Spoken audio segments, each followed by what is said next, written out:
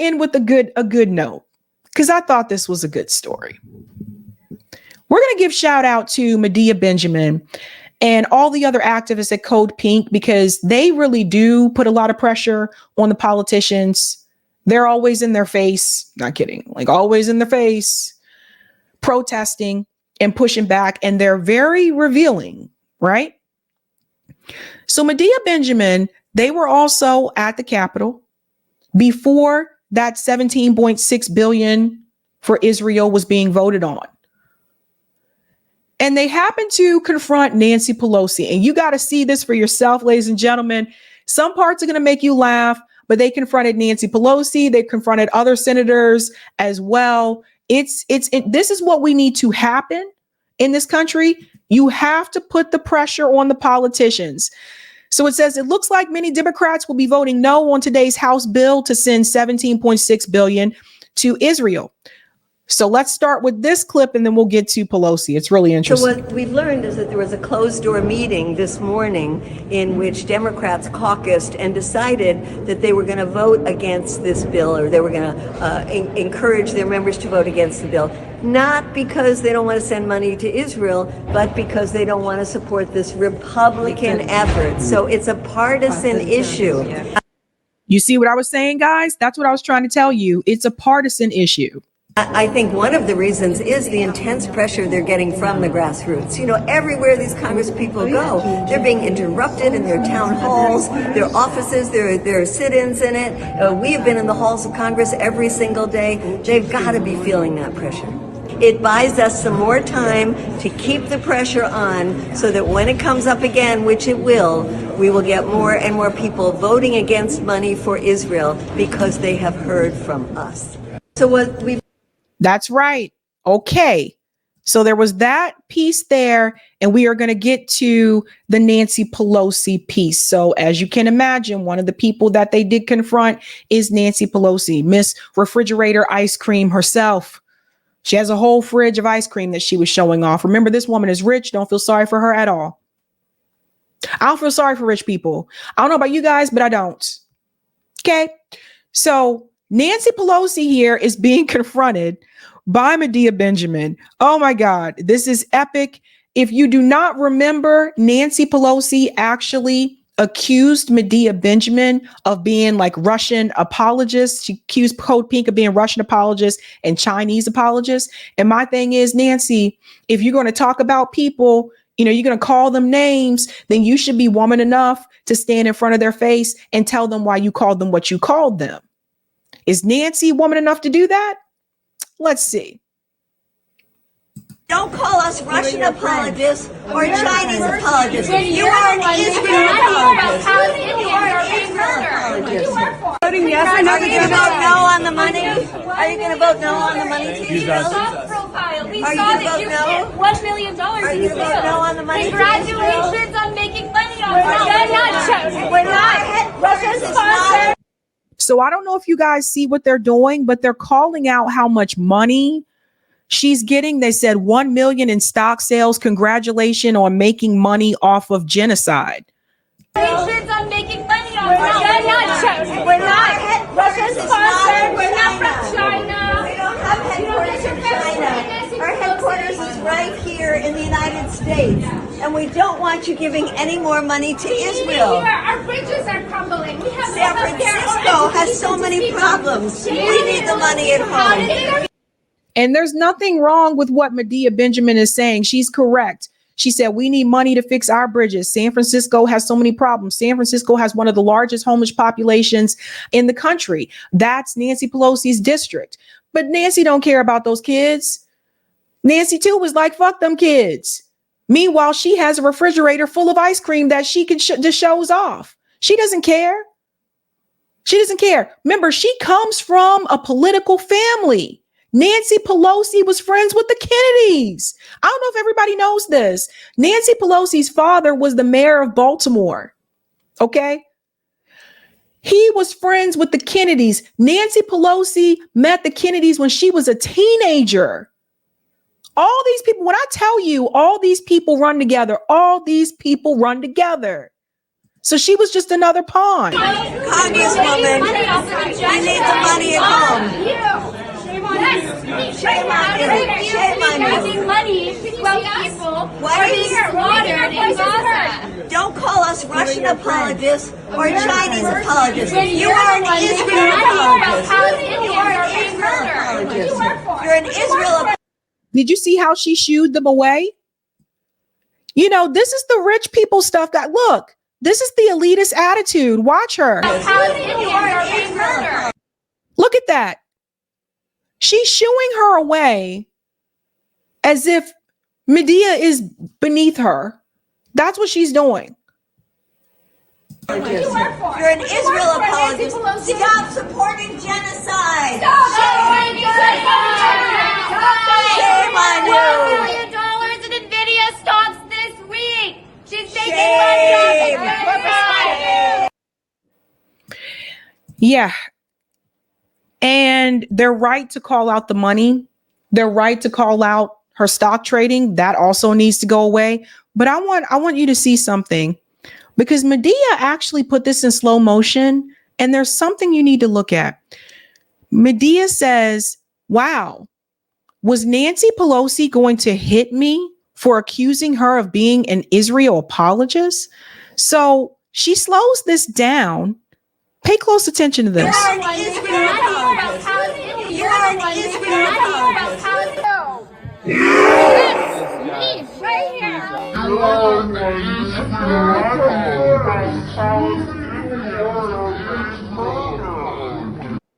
Look at her fist. Look at her fist. That's why I was like, was she gonna, like, what was happening here? She pulls her fist up. What was she gonna do?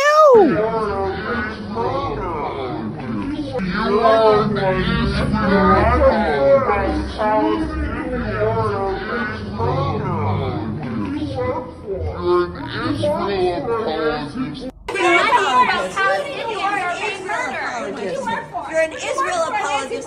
Stop supporting genocide. You are an Yeah, so it looks like before she did the shoo away, she actually balled up her fist. Was Nancy about to start throwing blows? Like, I don't know. Very weird. But there was more. So they also approached other senators as well. This is really interesting, guys. Medea says, this is what millions from AIPAC buys in the Senate. So they put a price tag on everyone that they cross. This is really interesting in case you're wondering who the pro-Israel senators are. Watch this.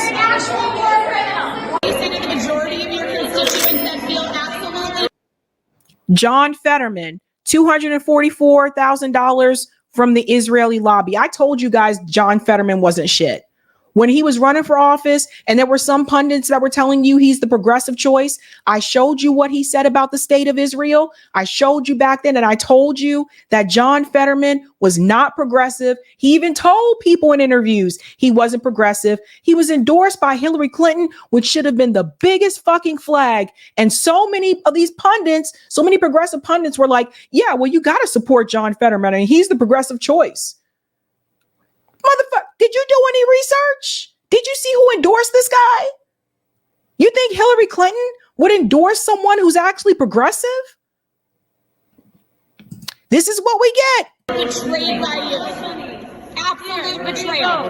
Ceasefire now, you coward, traitor. Ukrainians are dying in this fight every day.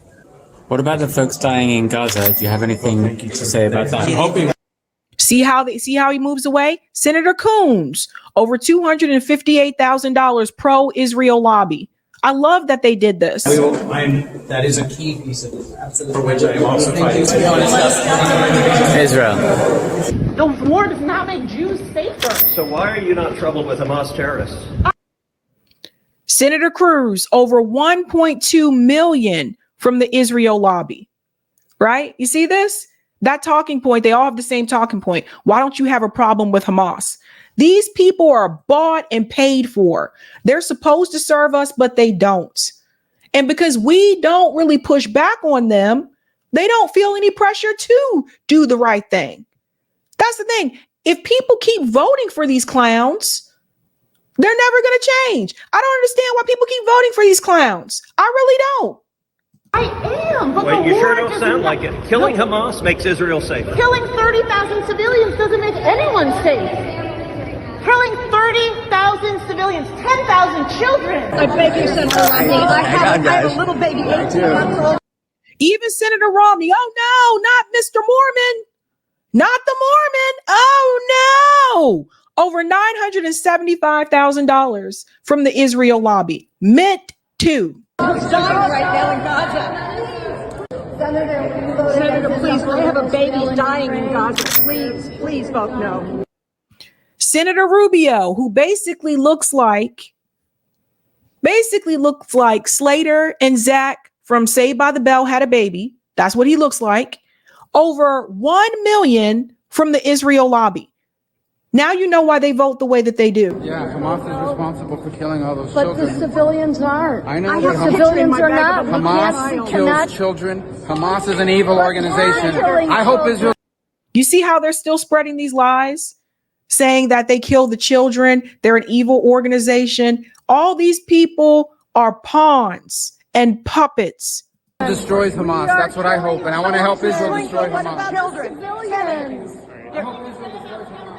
But what about the children? What is on your hands? Millions of Senator Kennedy, over 189,000. little girls are going about to kill the genocide. Shame on you. Do you vote no for more money to Israel? Your state has one of the highest poverty states in the whole. Senator Wicker, over $600,000. I'm going to vote yes. You're going to vote yes. What do you have a little girl who's dying right now? Senator, just like you're keeping the money for Ukraine here at home where it's needed, we all agree with you. Hawley, over $81,000. Why do you not do the same for Israel? It's $18 billion that will go to We need Israel. that money in America. We need the American We need that money for here. education, for social security. Because Well, I'm not an really? anti-Semite. I believe in the right of Israel to defend itself. But we And I need that believe He said he's not an anti-Semite. They posted the article here. Missouri GOP Senator trouts out anti-Semitic trope during speech before a national conservative group. So it sounds like AIPAC got a hold of him after that happened, and he had to change his tune.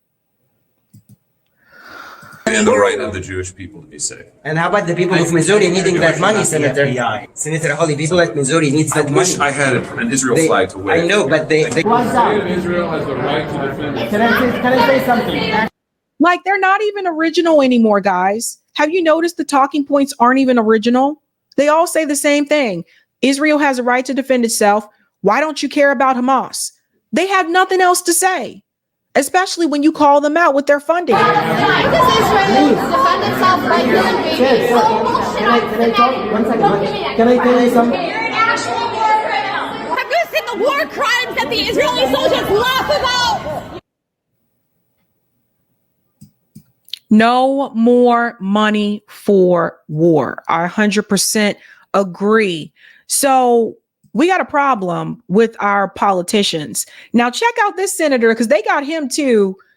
Medea was actually, they were on the, man, they were hitting the rounds. Look at this. Watch this. Are you gonna call for a ceasefire? Look how fast he turns around. This is too funny. Are you gonna call for a ceasefire? What about the What about the justice thing? I thought you cared about that. Stop spending our tax money on a genocide. You see? These people, like, they're not really actually talking to their constituents. They're avoiding them, especially the ones who have been there for a long time, which is another reason why I think we need to have term limits. Now, I want you to hear this one here. This is the one that's going to make you laugh. So they're talking about the money, how the senators want to take money. They get all this money from the Israeli lobby, right? So I guess they figured maybe we should give them money. Check this out. This is too funny. I got a 20. I got $1. Your blood babies. Well, we see them. They're all in a meeting right there. And so we've been knocking on the door and we've been putting some dirty money. No, I'm sorry, but it's funny because, like, you know, when I see Medea and them do this stuff, and I'm just like, man, they are really for it. It's funny. I got a 20. I got $1. Your blood babies. Well, we see them. They're all in a meeting right there. And so we've been knocking on the door and we've been putting some dirty money under the door because, you know, we are passionate. We care about these issues. People are dying and they're sitting there like business as usual. And we're demanding they come out and explain to us what they are doing and why is it they're insisting on sending $14 billion of our money to support this genocide. They have to come out and face the voters. Give you some money! 5 minutes. Knock, knock. We need you to open the door. There? Genocide. Genocide who? Genocide is bad. Come talk to us. Come talk to us. I just can't. You gotta give them, you know, credit. You gotta give them a shout out because my thing is like you guys are diligent about it. Now, here's the thing. I don't know if you guys heard, Hamas actually has proposed a ceasefire. However, Netanyahu rejected it. This is new.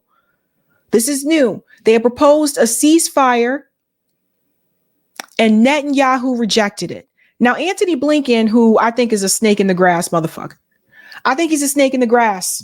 And I think he's a liar. And I think this guy knows. This guy always looks scared. Like every time you see his face, he looks like he's being threatened or held hostage somewhere, right? So it says here nearly 2 million people have been displaced from their homes in Gaza.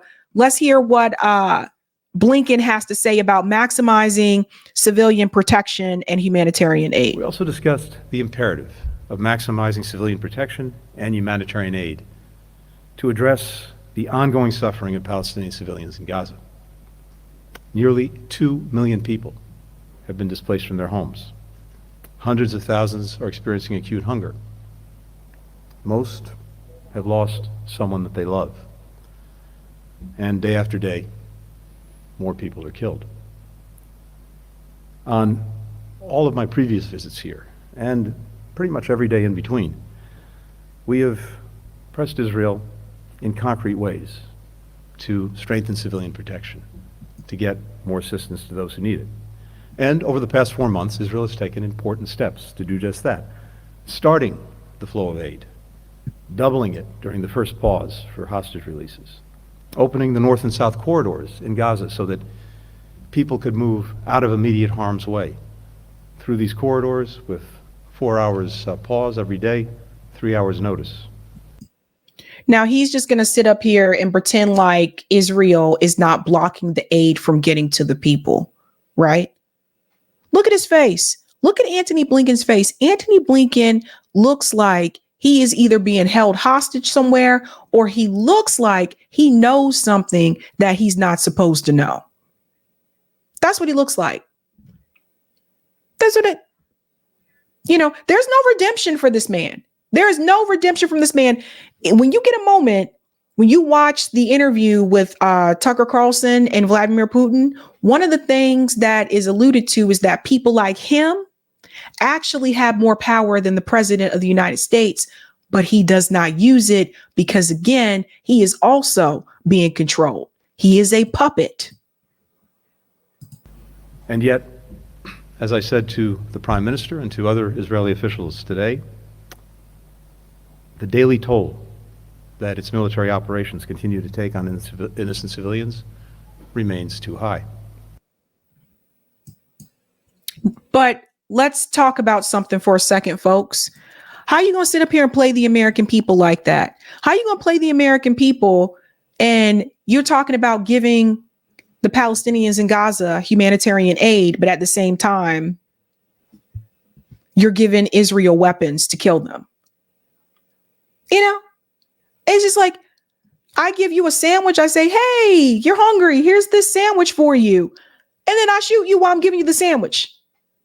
That's essentially what's happening here.